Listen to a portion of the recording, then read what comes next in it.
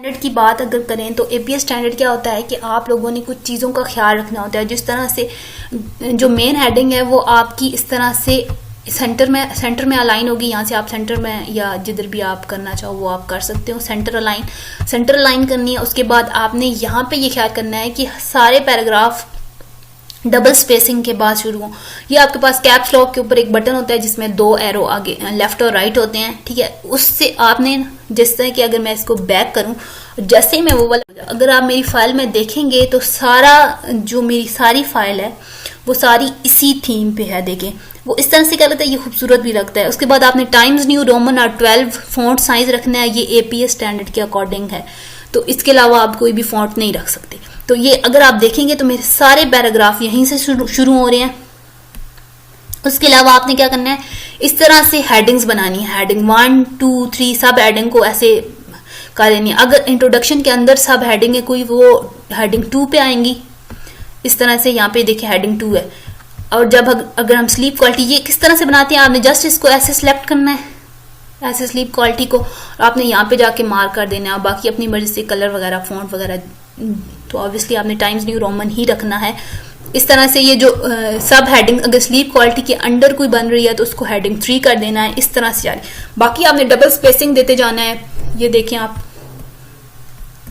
और उसके बाद एक और चीज एपीए में होती है कि अगर आप यहाँ पे देखें, एक पैराग्राफ मैंने लिखा है, उसके अंदर देखें सब में बराबर स्पेस है। वो कहाँ से मिलती है, ये यहाँ पे होती है। यहाँ पे आपने 2.0 कर देनी है। पूरी फाइल में जो आपकी लाइंस के दरमियान में स्पेस होगी वो 2.0 ही रहेगी। इसके अलावा आप नहीं रख सकते कोई भी। इस तरह से आपने करने। उसके बाद इस तरह से चैप्टर 2 अगर मैंने लिखा हुआ है तो ये हेडिंग 1 है, लेकिन उसके नीचे लिटरेचर रिव्यू भी हेडिंग 1 ही आएगी क्योंकि ये मेन हेडिंग है। तो इसमें भी आपने हेडिंग 1 सेलेक्ट कर देना है। इसके नीचे हेडिंग 2 एड। अगर आप जस्ट इन चीज़ों का ख्याल रखते हैं, आपकी जो फाइल है वो बिल्कुल अच्छी लगेगी, दरमियान में लगेगी। तो आपको मैम कभी भी नहीं कहेंगी कि आपकी एपीए फॉर्मेट के अकॉर्डिंग नहीं है। और सबसे ज़्यादा जो एपीए फॉर्मेट का ख्याल रखना है वो आपने रेफरेंसेस में रखना है। उसके लिए आप चैट जीपीटी भी जाके रेफरेंसेस बना सकते हैं, क्योंकि काफ़ी लोगों को पता नहीं है कि रेफरेंसेस किस तरह से बनते हैं। पर उसके लिए आपको क्या करना है कि आपने इम्प्लीकेशन एंड सजेशन तक सारी फाइल लिखने के बाद ये सारी पेस्ट करनी है।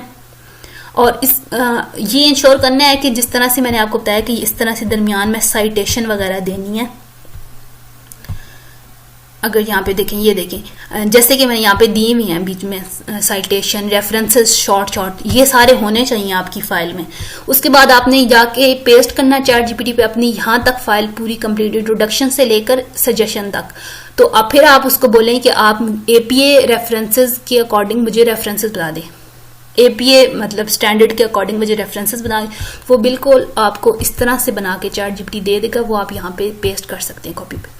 अगर आपने खुद लिखनी है, अगर आपको पता है कि आपने किन आर्टिकल्स में से चीज़ें उठाई हैं, तो वो इस तरह से लिखे जाते हैं कि पहले ऑथर का नाम आता है, उसमें कॉमाज आते हैं, उसके बाद ईयर आता है, किस ईयर में उस बंदे ने या जितने भी बंदों ने रिसर्च की थी, उसके बाद टॉपिक का नेम आता है, और उसके बाद आता है किस बुक में या किस जर्नल में वो पब्लिश किया हुआ है, उसका नेम, नंबर वगैरह, ठीक है। तो इस तरह से आपने सारी रेफरेंसेस देनी है। ये शॉर्ट सी वीडियो थी जिसमें मैं एपीए स्टैंडर्ड के अकॉर्डिंग आपको चीज़ें बताई हैं। अगर ये 4-5 चीज़ों का आप ख्याल रखते हैं तो आपका एपीए स्टैंडर्ड के अकॉर्डिंग ही फाइल होगी, और मैम कभी भी मेंशन नहीं करेंगी कि आपका सही नहीं है। बस ये करना है कि आपने डबल स्पेसिंग देनी है। अब अगर आप देखेंगे जहाँ पे हेडिंग नहीं है तो मेरे पास सारे पैराग्राफ एक ही जगह से स्टार्ट हो रहे हैं। ये नहीं हो रहा कि कोई स्टार्ट से स्टार्ट हो रहा है और कुछ नहीं हो रहा। तो इस तरह से वो एक ब्यूटीफुल सा लुक भी आ जाता है। बाकी होप्स हो आप लोगों की रिसर्च अच्छे से हो जाए और आप लोग सारे पास हो जाए। टिल देन अल्लाह हाफिज़, और अगली किसी वीडियो में मिलते हैं।